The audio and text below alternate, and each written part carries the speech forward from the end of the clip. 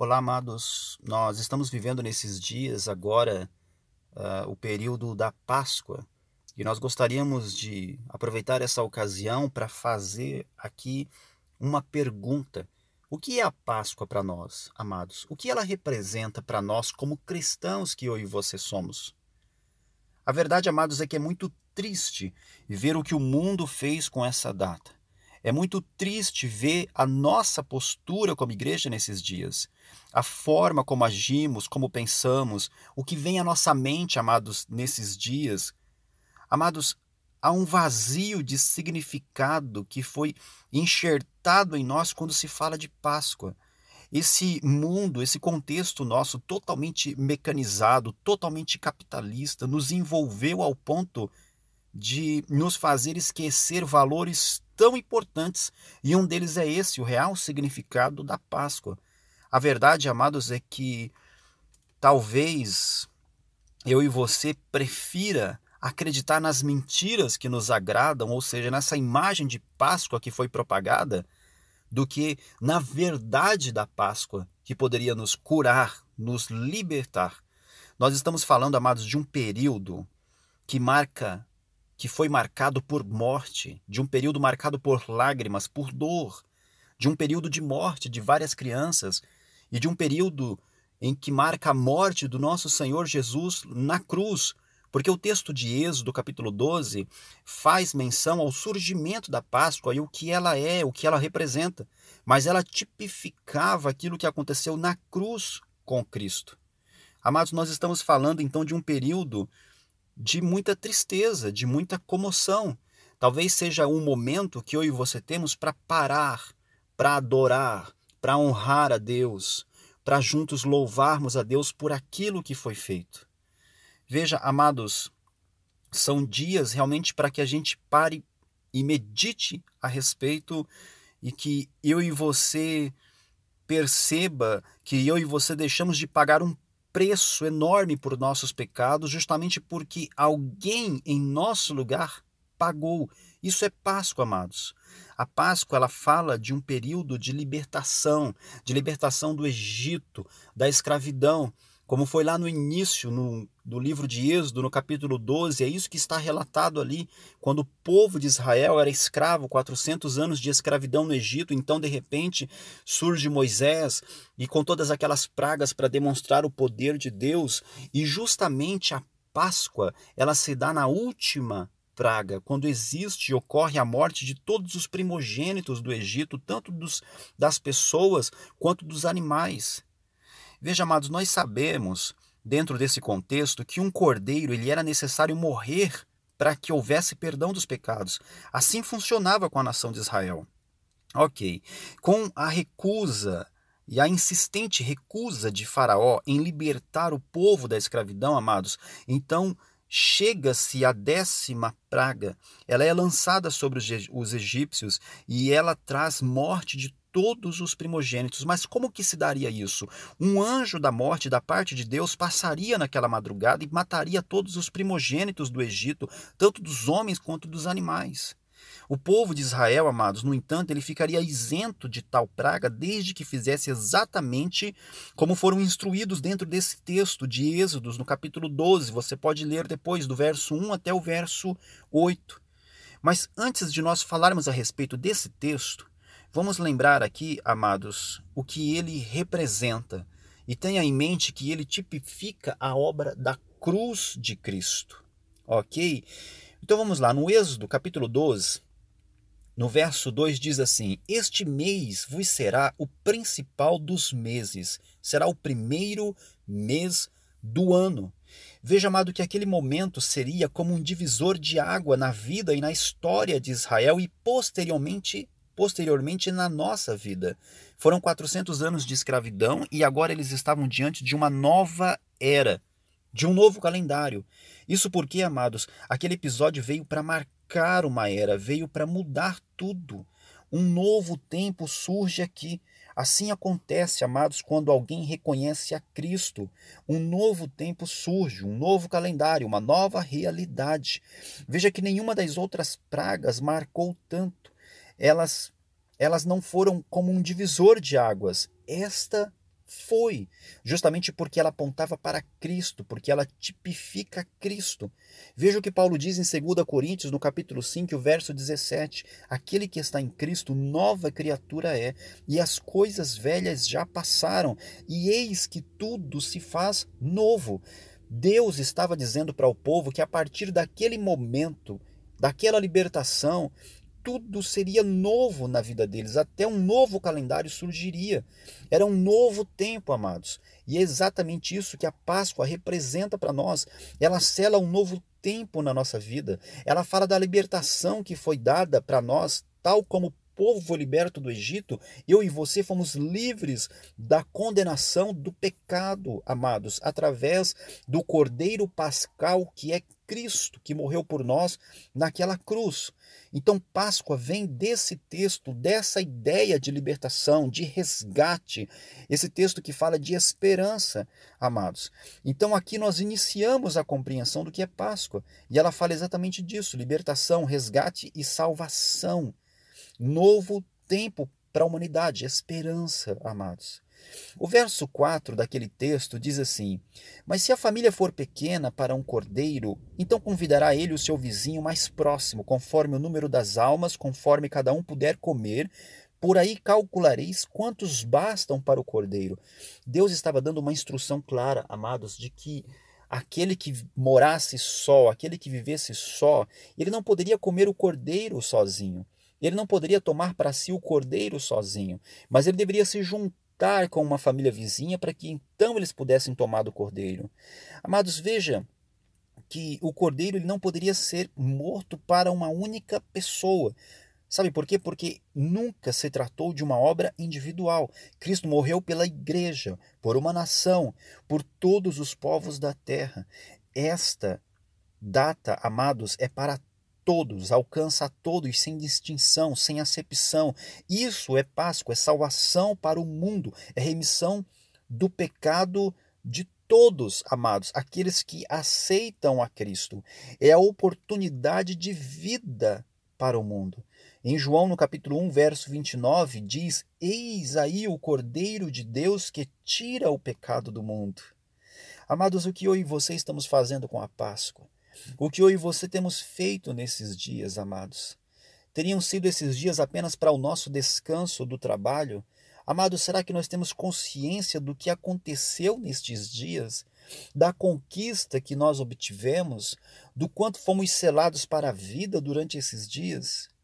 Amados, ainda naquele texto de Êxodo 12, o verso 6 diz assim: E o guardareis até o 14º dia deste mês, e todo o ajuntamento da congregação de Israel o imolará no crepúsculo da tarde.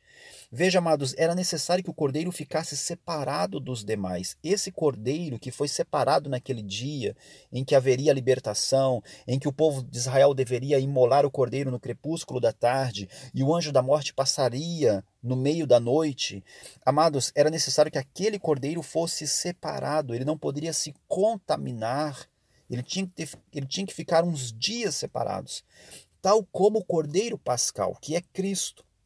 Veja que na sua infância, amados, ele caminha sempre entre os mestres, dando-nos um ensinamento claro de que eu e você não nos assentamos na roda dos escarnecedores, de que nós não nos contaminamos com o Egito ou com este mundo. Essa é uma realidade para nós. O verso fala também do crepúsculo da tarde, ou seja, no final do dia eles deveriam imolar o cordeiro. Para Israel, amados, o dia terminava às 18 horas. E se nós buscarmos no contexto histórico, nós vamos ver que o crepúsculo da tarde era exatamente às 15 horas. E a Bíblia diz que Jesus expirou na hora 9ª do dia, ou seja, às 15 horas. Amados, Deus, ele tem o controle de todas as coisas. Deus tem o controle de tudo, amados, de tudo.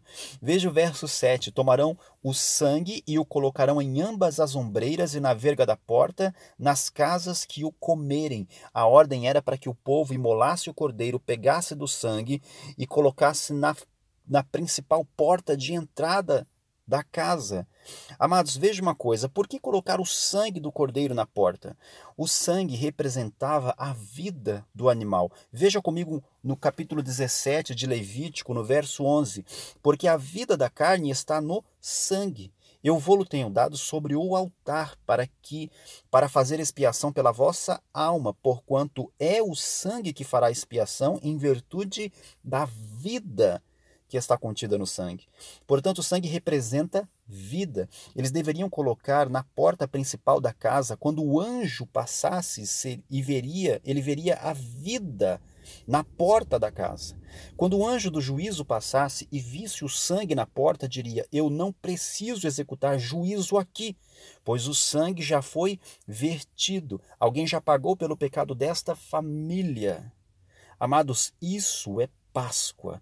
O fato de que um cordeiro morreu. Um sangue foi colocado nas ombreiras de nossas portas. O sangue de alguém foi derramado por nós. Cristo, amados, é esse cordeiro. Cristo, amados, fez isso naquela cruz. Isso é Páscoa, é libertação, é resgate, é salvação, amados, que nós herdamos, salvação da nossa alma. Veja o verso 8 do texto, amados. Na primeira parte diz assim: naquela noite comerão carne assada no fogo. O animal ele era colocado num espeto e por outro espeto perpendicular ele formava justamente o formato de uma cruz. Veja só, o cordeiro precisava passar pelo fogo para queimar nele ou dele todas as impurezas, amados. Irmão, isto tipifica Cristo, que foi para uma cruz e passa pelo fogo de Deus para queimar todos os pecados que não eram deles, que não eram dele, mas que estavam nele. Eram os nossos pecados que foram colocados sobre Cristo naquela cruz, que é o Cordeiro Pascal, e ele passa pelo fogo de Deus. Toda a nossa impureza estava sobre Cristo, e então o fogo ele vem com esse intuito, com esse objetivo de queimar todas as impurezas.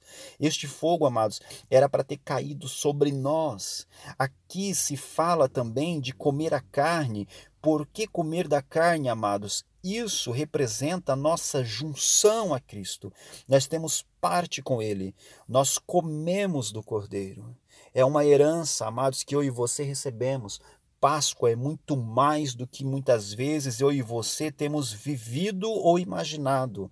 Ainda dentro deste verso 8 fala-se sobre comer com pães asmos ou ázimos, como está em algumas traduções, ou seja, pão sem fermento, pão que não tenha levedado, porque o fermento na Bíblia ele é visto como um tipo de contaminação. A ideia aqui, amados, era que o povo saísse daquela escravidão e não saísse contaminado com nada. Há uma representação aqui. Seria como um símbolo da santificação. Amados, Páscoa, ela é libertação e também é a representação de uma vida santa. Nós estamos falando de um período de nossa vida, amados, de que quando nós recebemos a Cristo, nós não apenas fomos libertos, livres do poder da condenação, do pecado, mas agora passamos para uma nova era e um novo tempo, para novos dias, em que eu e você vamos viver uma vida de santidade na presença de Deus. A necessidade de que eu e você não estejamos mais sentados em rodas de escarnecedores, não estejamos mais contaminados com o pecado desse mundo, mas vivamos na plenitude da graça e da glória que nos foi enxertada pela cruz de Cristo. Vivamos pela herança que eu e você aguardamos ansiosamente, que é o dia do Senhor que tão logo virá sobre nós, amados. Virá sobre todo este mundo. E que glória será essa, o dia em que chegar o dia do Senhor, amados. Deus, ele nos tirou de um Egito, não foi para nos colocar em um outro Egito. Aqui ele estava falando, amados, de que aquele povo estava sendo selado para um novo tempo, e para um novo tempo de santidade, de transformação de caráter, de conduta. Isso é Páscoa, e é isso que ela faz em nossa vida. Percebe? A última parte do verso 8 do texto de Êxodo, no capítulo 12, fala que aquele cordeiro deveria ser comido com pães ázimos e com ervas amargas. Por que as ervas amargas, irmãos? Havia uma erva em Israel que, uma vez ingerida, ela demorava dias para sair o gosto da boca. Deus queria, amados, que o povo se lembrasse de quão terrível foi estar no Egito. Irmãos, quando nós experimentamos da Páscoa, como ela de fato é, vemos quão livre nós somos. Isso fica em nós. A Páscoa, ela é registrada, ela é selada em nossa vida. A obra da cruz, uma vez revelada a nós e compreendida corretamente, ela transforma toda a nossa vida, ela muda todo o nosso contexto, amados. Mas eu e você precisamos ter a consciência clara do que ela é, do que ela representa. Esses dias, amados, eu arrisco dizer que sim, é a data mais importante para o cristianismo. A data de hoje, por mais que simbólica, ela é sim a data mais importante para o cristianismo. E vejo que a igreja hoje não toma ciência, não está se dando conta da representação do que está acontecendo nesse momento, amados, do que houve nesse período de tempo. Isso, veja bem, é a Páscoa do Senhor. E nada tem a ver, amados, com essa realidade deturbada hoje que se propaga pelo mundo afora. Nós estamos falando aqui de libertação, de resgate, de salvação. É aqui que a nossa esperança em Deus reside. Amados, medite nesse texto e que você possa desfrutar da Páscoa dentro de um contexto correto. Que sejam dias para que os nossos joelhos se dobrem e eu e você possa reverenciar o amor de Deus, a obra de Deus e aquilo que foi feito na cruz do Calvário. No nome do Senhor Jesus. Se você puder, feche os teus olhos nesse momento. Pai, nós queremos diante da sua presença, Pai, te dar graça por todas as coisas. Nós queremos te louvar, Senhor, por tamanha fidelidade, por um gesto de amor tão grande, Pai, que foi feito por todos nós. Pai, nós queremos clamar ao Senhor que toda a igreja do Senhor esteja hoje onde estiver, Pai, por este mundo afora, possa ter a real compreensão do que estes dias representam para nós. Ó Deus, do que eles fizeram por nós. E que em nome do Senhor Jesus, Pai, haja em toda parte reverência ao Senhor. Haja um joelho se prostrando, louvando, que toda a sua igreja possa estar meditando e lembrando e te adorando, Pai, por aquilo que foi feito. Ó Deus, que sejam dias de glória em que toda a sua igreja perceba aquilo que herdou, a vida que herdou, a salvação que herdou, a remissão dos pecados contida nestes dias, Pai, nesse período. Ó Deus, em nome de Jesus, que nós não estejamos fitados, ó Deus, na interpretação desse mundo com relação a estes dias e o que esse mundo fez com a Páscoa. Abra, Senhor, os olhos da sua igreja, ó Deus, em nome de Jesus, e que todos, Pai, possam ter ciência do real significado da Páscoa. Seja isso para a glória do teu santo nome. Nós oramos a ti em nome de Jesus. Amém, Senhor.